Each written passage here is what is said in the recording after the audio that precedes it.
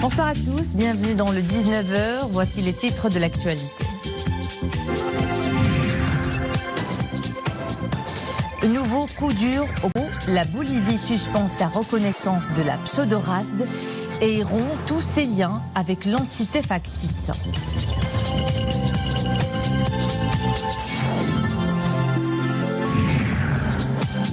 La construction des barrages, des chantiers prometteurs pour la sécurité hydrique du Royaume. 20 grands barrages seront construits dans le cadre du Programme national d'approvisionnement en eau potable et d'irrigation.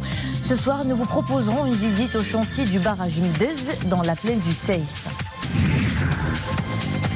Jorf Lasfar, une plateforme portuaire, énergétique et minéralière qui navigue de record en record pour devenir en l'espace de quelques années seulement le cœur battant de l'industrie du pays.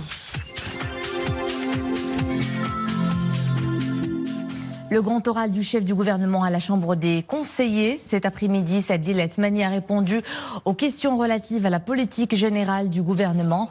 Une séance plénière consacrée à des sujets relatifs à la stratégie nationale de lutte contre la corruption et à la politique générale de l'exécutif dans le domaine de la protection de la femme, de la famille et de l'enfance.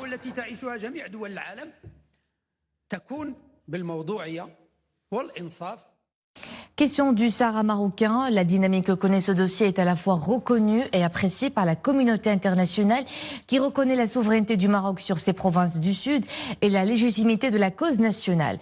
Pas plus tard qu'hier, la Bolivie a décidé de suspendre sa reconnaissance de la pseudo-RASD et de rompre tous ses liens avec l'entité factice. L'annonce a été faite dans un communiqué du ministère des Relations extérieures de ce pays sud-américain. Mohamed Etlishkar pour les développements. Sur le site web officiel du ministère bolivien des Relations extérieures, il est clairement souligné que la Bolivie a décidé de suspendre sa reconnaissance de la pseudo-RASD et de rompre tous ses liens avec l'entité factice. سحب الاعتراف البوليفي بالكيان الوهمي لجبهة الانفصالية لجبهة البوليزاريو. Le retrait par la Bolivie de sa reconnaissance de l'entité fantoche du Polisario intervient après la fin du régime de Morales et prouve que la Bolivie s'engage dans de nouvelles relations internationales en vue de donner une nouvelle impulsion à ses relations étrangères. Mais il ne faut pas oublier que l'adoption par la Bolivie vient ainsi consacrer la dynamique fructueuse qui distingue désormais les relations entre le Royaume du Maroc et tous les pays du continent sud-américain.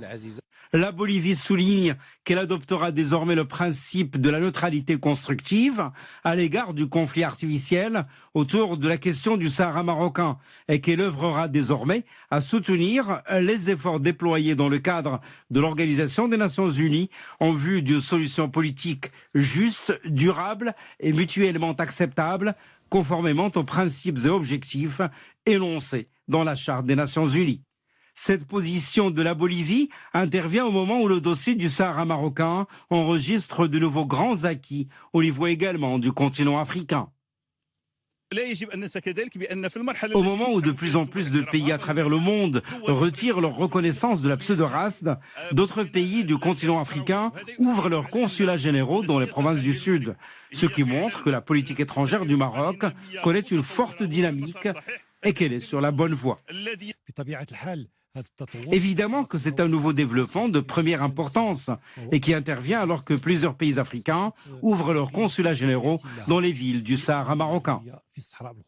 Pour la Bolivie, ce pays souligne dans son communiqué qu'il est déterminé à construire une relation renouvelée avec le Royaume du Maroc, une relation basée sur le respect mutuel de la souveraineté nationale et de l'intégrité territoriale, ainsi que la non-ingérence dans les affaires internes des deux pays.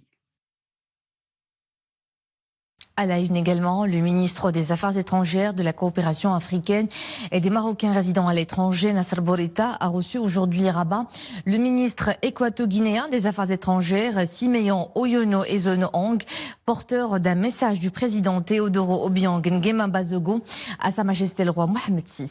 Les développements avec Nisr El Hamdawi. Je suis porteur d'un message son excellence Obiang Nguema Bazogo, chef d'État du gouvernement de la Guinée équatoriale, pour Sa Majesté le roi Mohamed VI. Il s'agit d'un message de renforcement des relations d'amitié et de coopération qui existent entre nos deux pays. On a accordé d'avoir à Malabo une réunion de la commission de coopération pour renforcer encore et pour redynamiser notre relation d'amitié et de coopération. On a fixé le mois d'avril prochain. C'était donc une déclaration du ministre équato-guinéen des Affaires étrangères, porteur d'un message du président équato-guinéen à Sa Majesté le Roi. La grand-messe annuelle consacrée à l'Afrique et à la coopération Sud-Sud revient pour une nouvelle édition à Dakhla. Le forum Crans-Montana se tiendra du 18 au 21 mars prochain. L'événement reste fidèle à sa raison d'être, accroître la coopération Sud-Sud et renforcer le rôle du forum au service des provinces du Sud, de leur développement et de leur rayonnement international. Une conférence de presse a eu lieu ce matin à Rabat pour présenter l'agenda de la prochaine édition. Écoutez ces propos du président fondateur du forum, Jean-Paul Carteron, au micro d'Ahmed Laalawi. Elle se tiendra à Dakhla, comme d'habitude, pour la 6e fois, du 18 au 21 mars prochain. Il y a beaucoup de thèmes.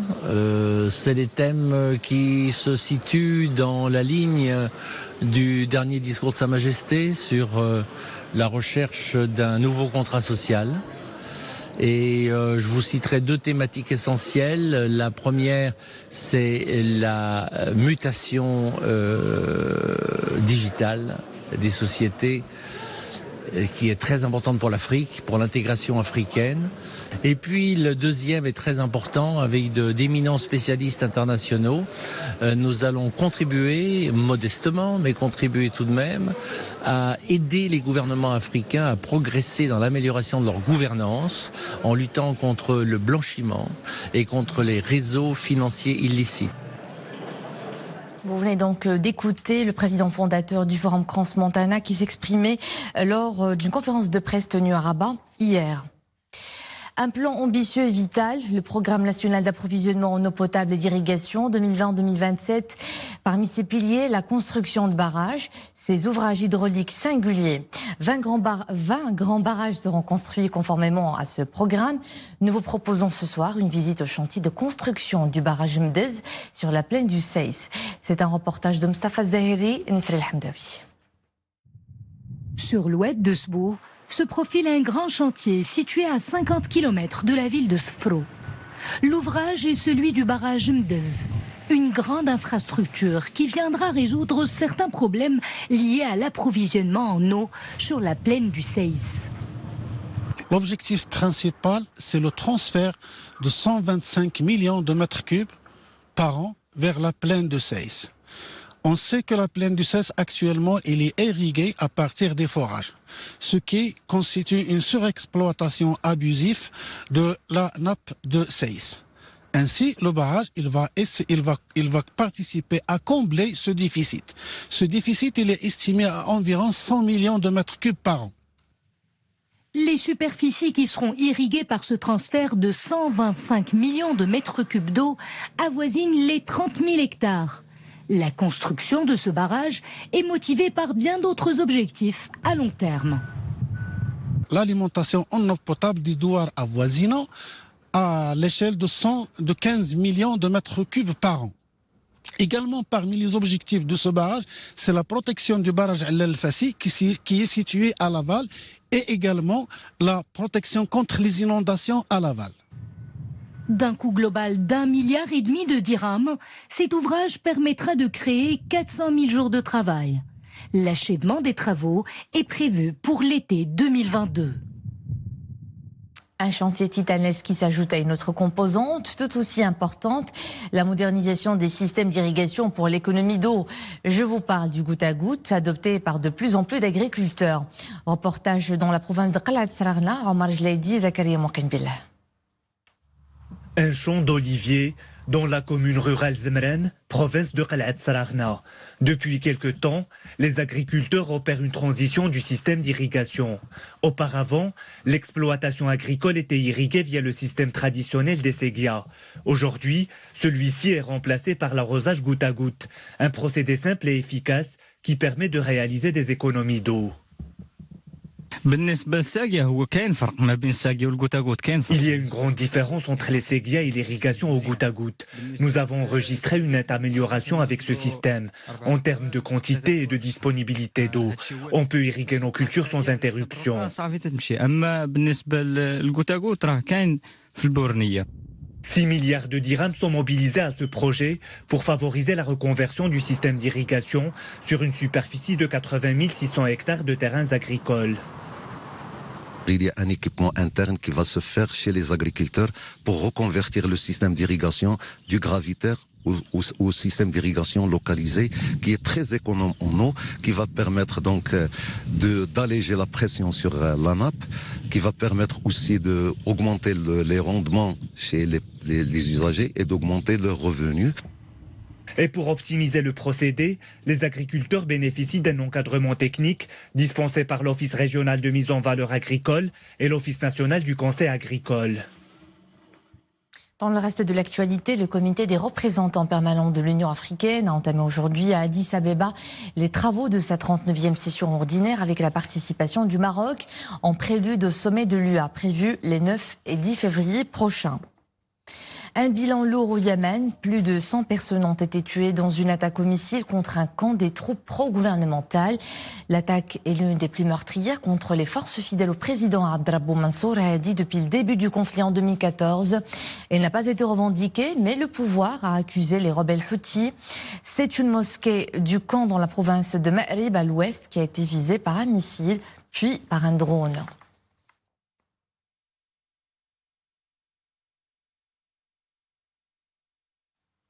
Les contestations au Liban s'enlisent et les scènes de tension urbaine s'exacerbent.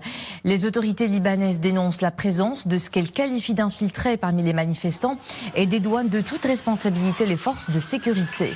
Après un week-end d'affrontements inédits qui a fait plus de 500 blessés, des violences sans précédent depuis le début de la contestation contre la classe politique jugée incapable de sortir le pays du marasme économique. Depuis un mois, un nouveau virus comparable à celui du SRAS est apparu en Chine.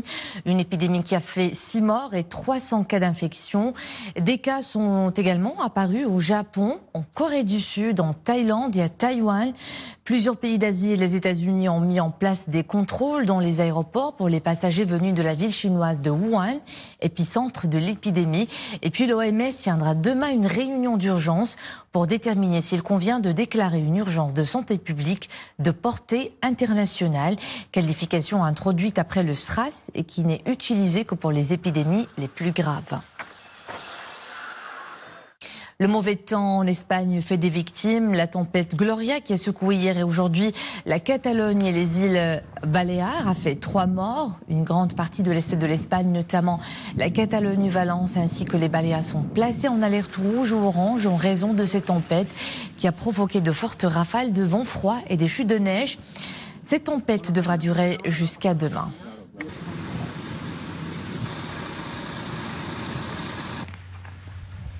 Retour à ce qui fait la une chez nous. Nous enchaînons avec une page économique. La province d'Al Hoceima étoffe son tissu industriel grâce à la zone d'activité économique aménagée à Aït Qamra. La province est en effet en train de se positionner en plaque tournante pour l'économie régionale et nationale. Plusieurs filières y sont développées, du textile aux énergies vertes, avec un important coup de pouce à l'emploi des jeunes. Reportage Oudem Sahel, Rachid Latabi, commentaire Monia Marouche. C'est dans cette unité industrielle implantée dans la région Aït Qamra que des modules photovoltaïques sont conçus et produits chaque jour par une main-d'œuvre qualifiée et 100% marocaine. Plus de 100 personnes maîtrisent cette industrie de haute technologie et participent à produire jusqu'à 90 000 panneaux photovoltaïques par an. C'est ma première expérience professionnelle. Travailler dans cette plateforme de haute technologie et la première du genre en Afrique, juste à proximité de chez nous, est une grande opportunité pour les jeunes d'ici. Nous ne sommes plus obligés de nous rendre dans les grandes villes pour trouver de l'emploi. Nous avons une production de 250 mégawatts par an et nous envisageons d'augmenter notre capacité de production. C'est pourquoi nous allons prochainement recruter 4 équipes de 50 personnes issues de différents parcours de formation. Cette usine spécialisée dans la confection du textile, elle aussi prend place dans la zone d'activité économique Aïs Qamra. Elle emploie une centaine de jeunes formés à l'Office de la formation professionnelle et de la promotion du travail.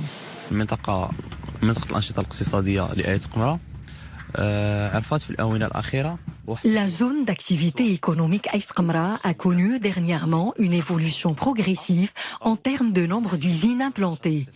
Les différentes unités industrielles s'activent dans plusieurs domaines, du textile à la logistique, à la distribution, en passant par l'industrie de haute technologie, autant de projets qui contribuent au développement socio-économique de la province. Située à 16 km d'El Hoceima, la zone d'activité économique a été créée en 2011. Grâce à ses infrastructures de qualité et son emplacement stratégique, elle attire de nombreux investisseurs, tous secteurs confondus. Autre zone industrielle par excellence, Jorf el-Sfar, à proximité d'El Jadida, hub industriel et chimique reconnu à l'international. La zone est aussi le deuxième plus grand pôle industriel du royaume. En seulement quelques années, elle est devenue le cœur battant de l'industrie nationale et confirme toute sa place dans le tissu économique. Sarah Katir. Le parc industriel Jorf el-Sfar fait partie de la nouvelle génération des zones industrielles au Maroc. Étalé sur une superficie globale de 500 hectares, ce parc intègre de nombreux facteurs de compétitivité, dont une infrastructure de qualité pour attirer les investisseurs nationaux et internationaux. En ce qui concerne le rôle de la province d'El Jadida, il suit de près il est à l'écoute des industriels, surtout en ce qui concerne la simplification des procédures administratives et l'accompagnement des industriels pour l'aboutissement à la réalisation de leurs projets dans des meilleures conditions. Et sur place, une structure est dédiée aux missions d'aménagement, de promotion, de commercialisation et de gestion de l'espace, ainsi qu'une offre en formation professionnelle répondant aux besoins des investisseurs. La question, pourquoi El Jadida? Parce que franchement, on est très satisfait à El Jadida. En termes de turnover, donc les personnes sont ici à El Jadida très très stables. Il y a aussi la disponibilité de la main-d'œuvre et de la technicité, sans oublier les aides qui nous sont données par les autorités, que ce soit à l'échelle nationale que les autorités locales. Donc le développement que l'on a vécu sur ces dernières années, je pense, nous réconforte pour l'avenir et sur les choix que l'on a fait par rapport à cette zone, qui est, c'est vrai, on va dire sur ces 4-5 dernières années en fort développement. La première tranche de cette zone a été commercialisée à 90%. 23 unités industrielles sont déjà installées dans ce parc, alors que 23 autres sont en cours d'installation. Le nombre d'emplois actuel est de 3 000, un chiffre qui pourrait passer à 50 000 emplois une fois les 3 phases du projet terminées. Ifrane, tourisme et neige font bon ménage en cette période de vacances scolaires. La quiétude de la petite Suisse du Maroc et ses paysages pittoresques accueillent des visiteurs à bras ouverts. Une clientèle plutôt familiale en ce moment. Hier, il a neigé jusque sur la ville. Aujourd'hui, c'est plutôt un beau soleil d'hiver qui a fait fondre les flocons. Mais nous ne pouvons nous empêcher de vous montrer les images du tapis blanc d'hier. Ahmad El-Fadeli, Oumé Maramdi. Entre bonhommes de neige, bataille de boules et balades, les plus jeunes profitent des premiers jours de leurs vacances. Des vacances qui coïncident avec le grand retour de la neige pour leur plus grand plaisir. Nous sommes venus avec nos parents. Nous sommes ici pour nous relaxer après un semestre bien rempli. Je viens d'Agadir. Je suis agréablement surpris. Il neige beaucoup et c'est très agréable. Les premiers flocons de neige de l'année ont réchauffé les cœurs des visiteurs venus des 4 coins du royaume pour profiter des paysages pittoresques de la petite Suisse. On est venu de Tanger, c'est la première fois qu'on voit ces paysages. On s'est réveillé le matin et on était agréablement surpris. Nous sommes venus, ma famille et moi, de Rabat pour profiter de nos vacances scolaires sous la neige. La neige a fait son grand retour à Ifrane. Ici, dans le Moyen Atlas, l'hiver commence à se faire ressentir. Les chutes de neige exercent une attractivité inégalée, attirant de plus en plus de touristes. Et les chutes continueront de plus belle sur les reliefs du Haut et du Moyen Atlas à partir de 1600 mètres d'altitude. Et c'est ici que nous nous quittons. Merci à vous de nous suivre. À 21h, l'info se poursuivra avec Nadia El Modem. Passez une agréable soirée.